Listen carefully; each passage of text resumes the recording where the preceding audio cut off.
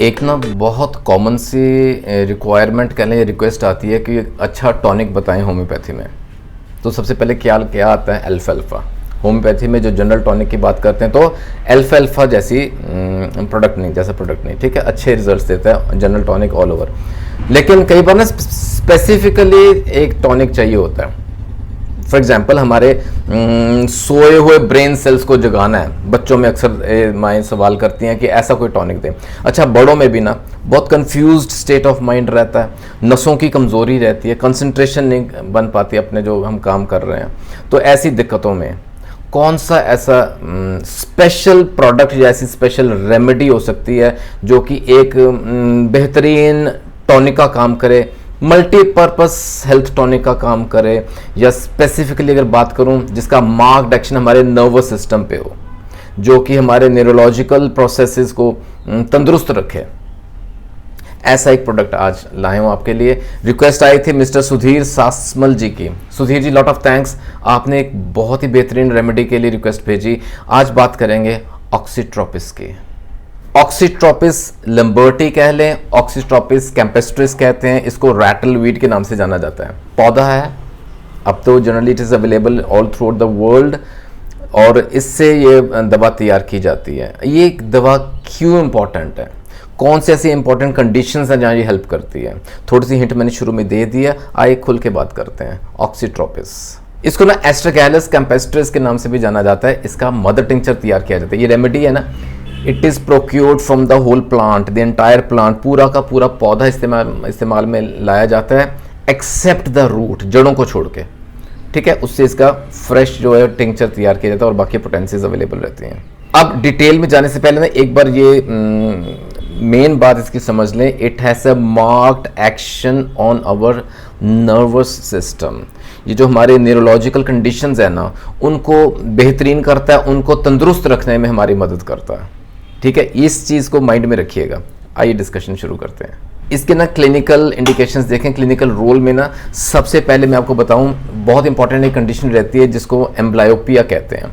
अब ये क्या बला है, ये ना आप आम भाषा में समझिएगा, इसको हम लेज़ी आई से अक्सर आपने देखा सुना होगा, लेज़ी आई से जानते हैं, इसकी पहचान है लेज़ी आई।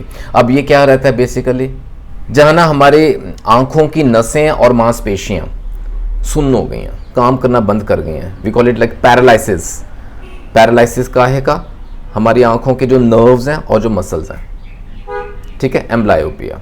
ये बहुत इंपॉर्टेंट कंडीशन है जहाँ ऑक्सीट्रोपिस, ये देखिए याद रखिएगा, लेज़ी आई सिंड्रोम या लेज़ी आई की कंडीशन का ना actually there is no treatment in any pathy, it's just wait and watch, इंतजार करें और देखें। लेकिन फॉर्चुनेटली ये एक दवा है जो कंडीशंस में इंप्रूवमेंट लाने में सक्षम है। अब चूंकि हमारे न्यूरोलॉजिकल कंडीशंस को इंप्रूव करती है, तो आप इससे अंदाज़ा लगा सकते हैं कि माइंड के सिम्टम्स कितने इंपॉर्टेंट है। मेंटल कंडीशन किस प्रकार की रहती है, पेशेंट का ना माइंड बुझा बुझा सा रहता है, मन बुझा बुझा है, दिमाग डल है, कंसंट्रेशन नहीं कर पा रहा। अपैथी इज़ अ वेरी बहुत अच्छी टर्म है। Apathy is a very good term. इसका मायने क्या हुआ, जैसे ना सेंसलेस है बंदा, इमोशनलेस है, किसी के प्रति कोई इमोशंस नहीं शो कर पा रहा वो। फिर एक होम्योपैथी में टर्म यूज की जाती है delirium. Delirium is a very common term in English language. Delirium माने तो बंदे की सोच ना कंफ्यूज्ड सी है, कंफ्यूज्ड स्टेट ऑफ थिंकिंग रहती है, डिसओरिएंटेटेड है, उसको समझ में नहीं आ रहा मैं कहाँ जा रहा हूँ, क्या कर रहा हूँ, उसके आसपास इर्द गिर्द जो हो रहा है ना, लैक ऑफ अवेयरनेस कह सकते हैं। डिलीरियम एक तरह से this is the mental state, और ऐसा लगातार रहता है। It leads to great mental depression के सिम्टम्स। तो ये सब कंडीशंस हमारे ब्रेन के साथ लिंक्ड है, हमारे नर्व्स के साथ लिंक्ड है, हमारे न्यूरोलॉजिकल कंडीशंस के साथ लिंक्ड है, राइट। लोकोमोटर अटैक्सिया, इसके ऊपर ना विस्तार से चर्चा करेंगे, रिक्वेस्ट आई थी, रिमेंबर। चलने फिरने में दिक्कत रहती है, स्टैगरिंग गेट, GAIT वाला गेट, ठीक है, जो हमारी चाल है ना वो जैसे ना लैक ऑफ कोऑर्डिनेशन है, स्टैगरिंग है, किसी समय गिर भी सकते हैं, इस तरह इम्बैलेंस है, कोऑर्डिनेशन नहीं हो रहा आपस में दोनों लिम्स का, दोनों टांगों का, ठीक है, इस प्रकार का। अच्छा, पैरालिसिस अगेन इंपॉर्टेंट कंडीशन, इसकी भी रिक्वेस्ट आई थी, समय मिलेगा ज़रूर बात करेंगे। Paralysis very important part to be discussed. जैसे ना रिफ्लेक्सेस लॉस्ट ही हो गए हैं, हम रिस्पॉन्ड नहीं कर पा रहे किसी स्टिमुलस को प्रॉपरली, हल्के हल्के से चक्कर रहते हैं, डिजीनेस है, can lead to vertigo also, severe, जैसे ना चक्कर बहुत ज़्यादा भयंकर आ रहे हैं वैसा। बॉडी में ना कहीं ना कहीं कंपन रहता है, ट्रेम्बलिंग रहती है, और पुरुषों में इंपॉर्टेंस, नापुंसकता। तो ये सब इन शॉर्ट बताया मैंने आपको, क्लिनिकल रोल रहता है। आइए होम्योपैथिक रोल में विस्तार से बात करते हैं। अब मैं हमेशा की तरह माइंड के सिम्टम्स पहले डिस्कस करूंगा। माइंड या उसका बेसिक प्रोफाइल क्या रहता है, पेशेंट किस तरह का होता है जिसको ऑक्सीट्रोपिस हम दे सकते हैं, ऑक्सीट्रोपिस का माइंड सिम्टम्स क्या रहते हैं, ठीक है। वेरी इंपॉर्टेंट और बहुत ही मेन जो इसका इंडिकेशन है वो ये है कि जब पेशेंट अपनी तकलीफ के बारे में सोचता है ना, वो तकलीफ बढ़ जाती है। होता है ना ऐसा कई बार, स्पेशली जहाँ हमारे माइंड के सिम्टम्स, जहाँ बंदा डिप्रेस्ड स्टेट ऑफ माइंड है, कंफ्यूज स्टेट ऑफ माइंड है, थोड़ा सा उदास रहता है, सैडनेस है अंदर, there is a desire to be alone, वो अकेला रहना पसंद करता है। तो कई बार ऐसा वक्त आता है जब बंदा सोचता है कि मेरी तकलीफ बढ़ ना जाए, मेरे को ये लक्षण आ ना जाए, मेरे को सिम्टम्स आ ना जाए, उनके बारे में सोचते ही ना इट स्टार्ट्स टू एग्रवेट, वो सिम्टम्स आने शुरू हो जाते हैं, बढ़ने शुरू हो जाते हैं। ऑक्सैलिक सिस्टम याद आता है ना यहाँ, same Oxytropis has a beautiful role. ऐसे बंदे की ना सोचने की क्षमता कम हो गई, थिंकिंग एबिलिटी कम हो गई है, कंसंट्रेशन पावर कम हो गई है, ऐसे कि बंदे की ना याददाश्त कम हो गई है। इवन जो रीसेंट उसको जैसे ना नेम्स और वर्ड्स और प्लेसेस, जगहों के नाम, बंदों के नाम, ये भूल जाता है। और जैसे मैंने शुरू में बोला, वो अकेला रहना पसंद करता है, उसको ना किसी के साथ बात करने की इच्छा ही नहीं रहती, डिसइंक्लिनेशन टू टॉक। इससे थोड़ा आइडिया हो गया। ये सब माइंड में रखिएगा। ये जो माइंड के सिम्टम्स है बहुत इंपॉर्टेंट, किसी भी रेमेडी के लिए माइंड के सिम्टम्स समझने बहुत ज़रूरी होते हैं। अच्छा, फिर आइज़, अब वो नर्व्स के साथ लिंक्ड जहाँ जहाँ इसके असर दिखता है उसकी बात करेंगे। आंखों में लेजी आई बोला, एम्ब्लायोपिया, वैसे ही जो बोला पैरालिसिस हो गया, नर्व्स जो आंखों की हैं, जो मसल्स हैं आंखों की, वो पैरालाइज्ड हो गई हैं। उस वजह से क्या होगा, जो हमारी विजन है ना, जो हमारी साइट है ना, वो ऑब्स्क्योर्ड होगी, हमें क्लियरली दिखेगा नहीं।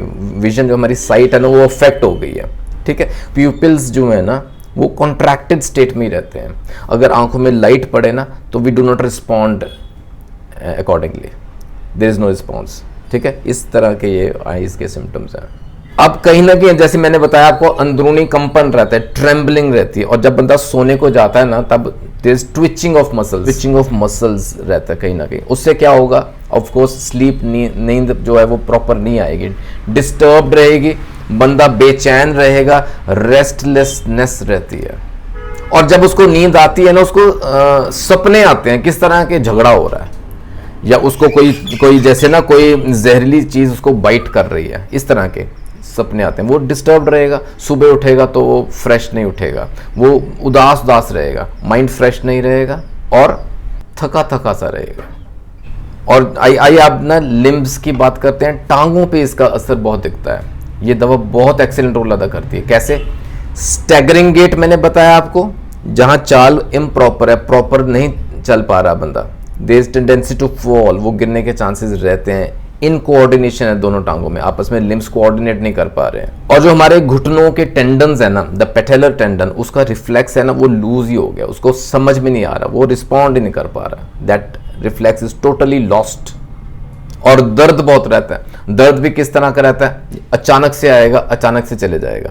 Neurological conditions like nerve pain, सिरे का होता है, बर्दाश्त करना डिफिकल्ट हो जाता है, लेकिन अचानक से आता है, अचानक से चला जाता है। अच्छा, यहाँ एक और मैं आपको इंटरेस्टिंग और इम्पॉर्टेंट एग्जांपल से समझाता हूँ। देखिए, पता है क्या, आपने फनी बोन समझते हैं? फनी बोन क्यों बोलते हैं? कई बार इस जगह हम जब टच करते हैं ना, तो झंझनाहट सी होती है, टिंगलिंग सी सेंसेशन होती है, अंदर जैसे नसों में खिंचाव है, दर्द होता है, ठीक है। फनी बोन बोलते हैं normally, but actually there is no bone there.